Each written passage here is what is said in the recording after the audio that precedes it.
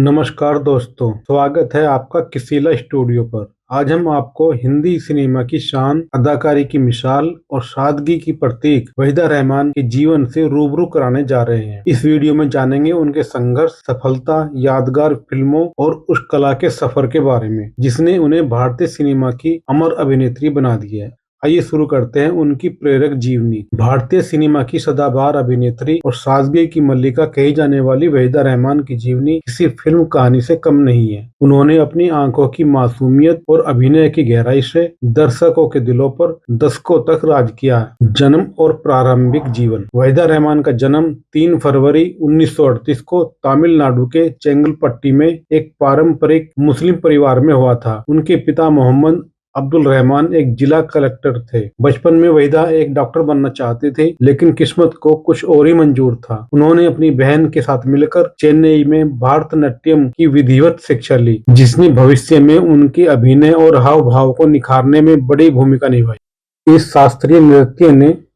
न सिर्फ उनकी शारीरिक लय और संतुलन को निखारा, बल्कि उनके चेहरे के भाव, आंखों की भाषा और मंच पर आत्मविश्वास को भी गहराई दी।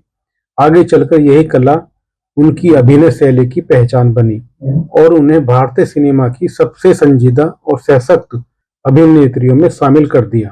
फिल्मी सफर का आगाज। वहीदा जी ने अपने कैरियर की शुरुआत साल 1955 में तेलुगु फिल्म रोजुलू मराई से की थी। इस फिल्म के एक गाने में उनके डांस ने सबका ध्यान खींचा। मशहूर फिल्मकार गुरुदत्त की नजर उन पर पड़ी और वे उन्हें मुंबई ले आए। हिंदी सिनेमा में उनकी पहली फिल्म सीआईडी 1956 थी, जिसमें उन्होंने खलनायिका की भूमिका निभाई थी। 1957 ने उन्हें रातों रात स्टार बना दिया। इसके बाद कागज के फूल, चौदहवीं का चांद और साहिब बीबी और गुलाम जैसी कालजयी फिल्मों ने उन्हें भारतीय सिनेमा के शिखर तक पहुंचा दिया। यादगार फिल्में और किरदार। वहीदा रहमान ने अपने 5 दशक के लंबे कैरियर में 90 से अधिक फिल्मों में काम किया है। उनकी कुछ सबसे प्रभावशाली फिल्में इस प्रकार हैं। प्यासा 1957, गुलाबों का किरदार जो आज भी हिंदी सिनेमा के बेहतरीन किरदारों में गिना जाता है। गाइड 1965, रोजी का किरदार जिसने भारतीय नारी की पारंपरिक छवि को तोड़कर एक नई पहचान दी। तीसरी कसम 1966, हीराबाई की भूमिका में उन्होंने अपनी सादगी से सबका दिल जीत लिया। नील कमल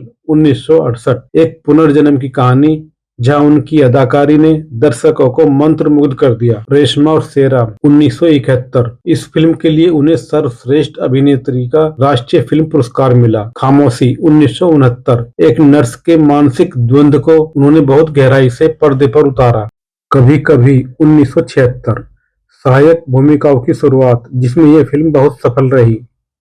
लम्हे 1991, एक और महत्वपूर्ण फिल्म जिसमें उन्होंने एक सहायक भूमिका निभाई। उनकी अन्य उल्लेखनीय फिल्मों में साहिब बीबी और गुलाम, चौदहवीं का चांद, 16वां साल, बात एक रात की, कोहरा, 20 साल बाद, मुझे जीने दो, पत्थर के सनम और धर्म कांटा आदि शामिल हैं। सदाबहार गीत। वहीदा रहमान पर फिल्माए गए गाने आज भी उतने ही लोकप्रिय हैं जितने दशकों पहले थे। नंबर 1, आज फिर जीने की तमन्ना है।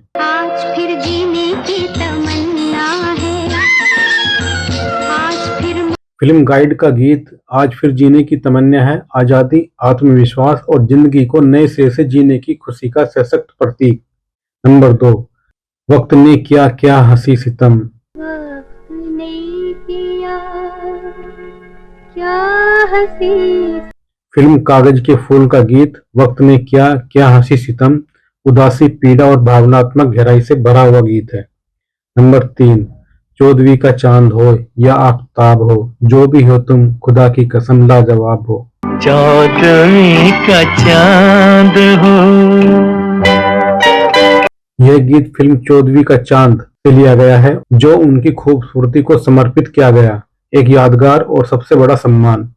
नंबर 4, कहीं पे निगाहें कहीं पे निशाना। कहीं पे निगाहें कहीं पे निशाना, जीने दो। फिल्म सीआईडी, यह गीत उनका पहला सुपरहिट डांस नंबर साबित हुआ। नंबर 5, मेरे घर आई एक नन्ही परी। मेरे घर आई एक नन्ही परी। फिल्म कभी कभी, ममता, खुशी और जीवन में आई नई उम्मीदों को बेहद कोमल और भावनात्मक ढंग से व्यक्त करने वाला गीत। नंबर 6, रिमझिम के तराने लेके आई बरसात, झिमझिम के तराने लेके आई बरसात। फिल्म काला बाजार, प्रकृति की ताजगी, प्रेम की मिठास और मन को भिगो देने वाली बारिश की भावनाओं से सजा हुआ मधुर गीत। नंबर 7, न तुम हमें जानो, न तुम हमें जानो, न हम। फिल्म बात एक रात की, अधूरे प्रेम, संकोच और दिल की अनकही भावनाओं को बेहद सादगी और नजाकत से पिरोता हुआ गीत। नंबर 8, महबूब मेरे महबूब मेरे,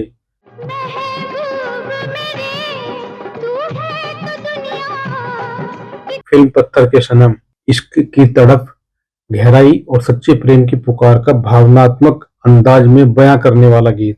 नंबर 9, पान खाए सैया हमारो, पान खाए सैया हमारो, सौंगी सूरत। फिल्म तीसरी कसम, लोक रंग, ग्रामीण मिठास और शरारत भरे प्रेम की खुशबू से महकता हुआ सदाबहार गीत। नंबर 10, शौकियों में घोला जाए, शोखियों में घोला जाए फूलों का शबाब। उसमें फिल्म गाइड, नजाकत, शरारत और नारी सौंदर्य की चंचल अदाओं को मनमोहक अंदाज में उकेरता हुआ गीत। व्यक्तिगत जीवन और चुनौतियां, वहीदा जी का जीवन संघर्ष से भरा रहा। गुरुदत्त की मृत्यु के बाद उन्होंने खुद को संभाला। 1974 में उन्होंने अपने सह कलाकार शशि रेखी कमलजीत से शादी की और बेंगलुरु के एक फार्म हाउस में बस गई। उनके 2 बच्चे हैं, बेटा सोहेल और बेटी काशवी। साल 2000 में पति के निधन के बाद वे वापस मुंबई लौट आई और रंग दे बसंती जैसी फिल्मों में दूसरी पारी की शुरुआत की। पुरस्कार और सम्मान, भारतीय सिनेमा में उनके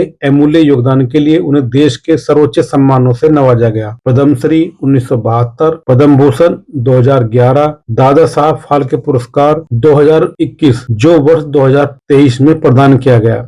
यह सिनेमा का सर्वोच्च सम्मान है। राष्ट्रीय फिल्म पुरस्कार फिल्म रेशमा और शेरा के लिए। Film fair life time achievement 1994। वर्तमान में वे मुंबई में रहती हैं। 80 वर्ष की आयु में भी वहीदा रहमान उतनी ही सक्रिय और ऊर्जावान है। उन्हें फोटोग्राफी और वन्य जीवन का बहुत बड़ा शौक है। वे अक्सर सफारी पर देखी जाती हैं और बेहतरीन तस्वीरें खींचती हैं। वे रंग दे बसंती जैसी संस्थाओं से जुड़ी हैं जो गरीबी उन्मूलन के लिए काम करती हैं। उन्हें अक्सर अपनी सहेलियों आशा पारेख और हेलन के साथ छुट्टियों का आनंद लेते या रियलिटी शोज में देखा जा सकता है। वहीदा रहमान केवल एक अभिनेत्री नहीं बल्कि एक संस्था है। उन्होंने सिखाया कि कैसे बिना शोर मचाए अपनी प्रतिभा और गरिमा के साथ दुनिया को जीता जा सकता है। आपको हमारी यह प्रस्तुति कैसी लगी हमें कमेंट में जरूर बताइए। वहीदा रहमान जी की कौन सी फिल्म का कौन सा गीत आपको सबसे ज्यादा पसंद है यह भी कमेंट में साझा करें। वीडियो पसंद आया हो तो लाइक करें, अपने दोस्तों के साथ शेयर करें और ऐसे ही सिनेमा से जुड़े रोचक वीडियो देखने के लिए हमारे चैनल किसीला स्टूडियो को सब्सक्राइब करना ना भूलें।